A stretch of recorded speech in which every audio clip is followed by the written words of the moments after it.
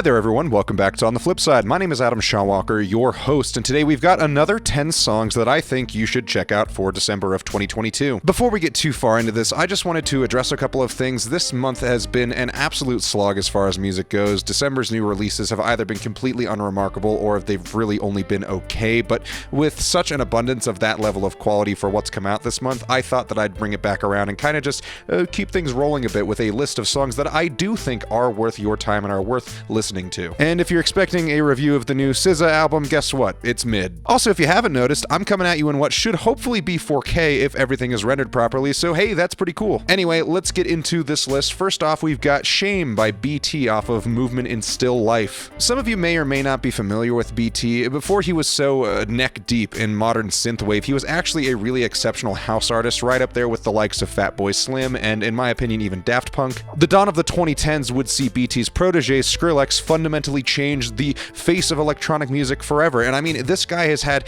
influence that you would never have even realized. So you go back to 2000 with the record Movement in Still Life, one of my favorites of his, tacky album cover and all. This record has some excellent cuts on it, like the songs Dreaming or Never Gonna Come Back Down, with fucking Mike Doty from Soul Coughing on vocals. That's pretty weird, that's pretty cool. I love that song. But here I'm going with the track Shame for the first track on this list. It's not particularly long-winded, it's not very deep. Under a Lens, it's actually kind of an inferior song compared to the other tracks that I've already named, but I still love this song and I wish more people had heard it because it's got a really immaculate vibe. Next on this list, I'm taking a hard turn. I'm going for When I'm Gone by Phil Ochs. In a list of depressing songs, this one would absolutely be towards the top. Phil Ochs was a very notable folk singer through the 1960s and 70s and was known mainly for his support of the counterculture movement of the day, being a so-called social democrat, and that is very much reflected in not all, but certainly most of his work. And the thing that I think makes When I'm Gone have so much more of an impact was Phil Ochs' mental decline and eventual suicide. The 1970s were not a great time for Phil. Years of Valium abuse on top of uppers and downers and tons of things that you really shouldn't take at the same time, naturally being taken at the same time, really sent Ochs spiraling on top of a strangling attack during a robbery in Northern Africa during a tour that greatly altered Phil's ability to sing permanently. It seemed that Phil's eventual suicide went from a hypothetical situation to a certainty. Next up, we're making another jump, not too far this time, same era. We're going with Captain Beyond's Dancing Madly Backwards on a Sea of Air. Made up of alumni from Iron Butterfly and Deep Purple, Captain Beyond was a really goddamn solid early supergroup with 3 pretty good but mostly overlooked albums. And it is easy to see why. There is no shortage of music that sounds like this in this sound and style, but the first track on the first self-titled Captain Beyond album, Dancing Madly Backwards, absolutely tears. I think all things considered, going back through Captain Beyond's back catalog is something I'd maybe recommend doing once or twice. They've certainly got some tracks, but I don't really think there is much that comes close to Dancing Madly Backwards. And on top of that, side note, Ministry actually did a cover of this track, and it's actually a very, very good cover, so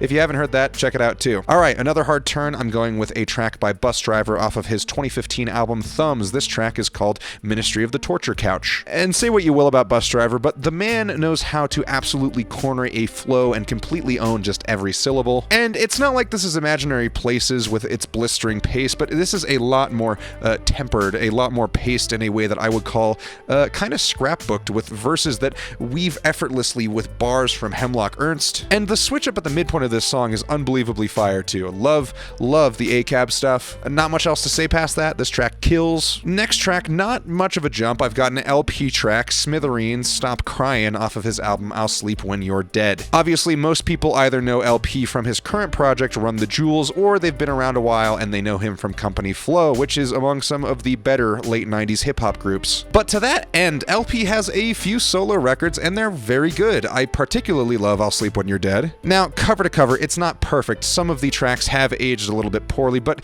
compared to a lot of records released in 2007, this album still has managed to remain pretty tasteful and relatively ahead of its time. I think this is one of those albums that front to back is a very enjoyable experience, and while there are some pretty high highs, there are also a few tracks that do land a little awkwardly, but for the sake of what they're trying on this album, I'll take it. And there's tons of great features on this thing. There's a Cage feature, Aesop Rock is here, even Trent Reznor makes a surprising but not unwelcome appearance on Flyantology, which is one of my other favorite tracks on this thing. But the second track, Smithereens, while it is one of the more straightforward songs, it still blends a lot of 90s hip-hop ideas with much much more fresh production and some excellent sample work with very chaotic sirens and almost deflating horn sections that really tie off each verse nicely. It's a good song. Up next, another dive back several decades, we've got The Shining by Black Sabbath off of The Eternal Idol. Now, say what you will about Tony Martin era Black Sabbath, but credit where it's due, he can fucking sing, and if you count his time in Sabbath, he was the second longest lasting singer behind Ozzy. Now, I know at this point in their career, Sabbath was kind of a revolving door of personnel with Tony Iommi mostly as the major constant, and on top of that, a lot of this era is very clearly following a lot of trends of the day. They aren't exactly the genre-defining pioneers they once were. However, the tracks here, while a lot of them are somewhat forgettable, you can tell they put a lot of thought into a decent amount of this record, and that is very obvious on the first track, The Shining, one of the better tracks. Now, I'll be honest, I'm still slowly working my way through a lot of the Tony Martin era Black Sabbath, and I do like a lot of it. I've been listening to The Eternal Idol a decent amount of times.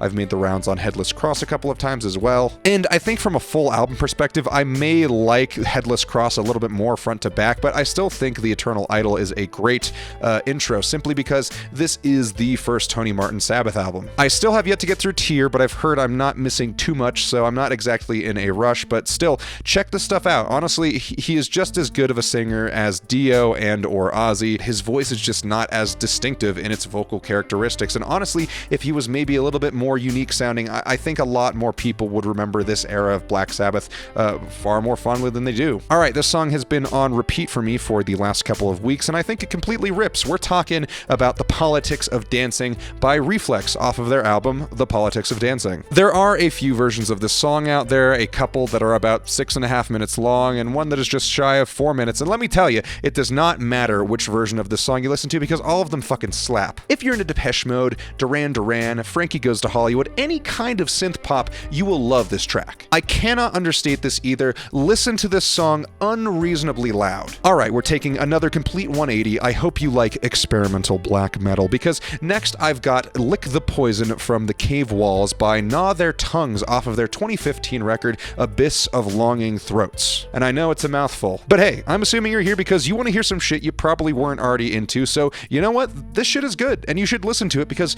black metal is an important genre, especially when it's fused with imposing walls of crushing sound. Honestly, this is the first track on this album, and you know what? You should just listen to the whole thing because it's great, and for the most part, and for most of you, it's a very far step outside of what you probably normally listen to, and maybe you need a shock to the system. It's like taking the 10th sublevel of Suicide by Leviathan and crossing it with To Violate the Obvious by Zasther, and then just dropping that mix into a vat of static. The vocal work is haunting, the production is claustrophobic, the song is fucking loud, and not just in a beat way, because to be frank, the beat is mostly buried here. It's more so loud in a drone kind of way, like a massive cathedral-like orchestral movement for the end of the world. Alright, next we're going a little bit lighter, but still kind of in that drone-driven artistic side of music. This next track is Whirling Hall of Knives by Butthole Surfers off of their album Rembrandt Pussy Horse. If you've never dived into the Butthole Surfers catalog, just know it is a treat. It is completely an uncanny experience inside and out, from the incredibly stupid and intentionally nonsensical album titles like Hairway to Steven or Independent Worm Saloon or Locust Abortion Technician to the surprisingly well put together songs that, especially in the case of their early material, is incredibly experimental, working with long, droning notes, punk rock styles, surf rock, jazz. There is just so much material from these guys that is absolutely worth checking out because nothing else really sounds like this. A lot of influence has been drawn from Butthole Surfers, but there is no substitute for Gibby Haynes. And finally, for our last track, I've got a song that is very near and dear to my heart. From hearing it for the first time as a kid to overplaying it as a freshly liberated teenager, I am going with the Magnetic Fields' Too Drunk to Dream off of their 2008 album Distortion. There's a list of songs that I would consider absolutely perfect from beginning to end, and I don't know really how long that list is, but this song is definitely on it. It is one of the single most real songs I've ever heard, and as I have gotten older, has taken many different meanings and has provided a wonderful lens with how to cope with a lot of things in life. And there is an element of brutal realism when it comes to the Magnetic Fields that is very prevalent in pretty much their entire catalog, but this song in particular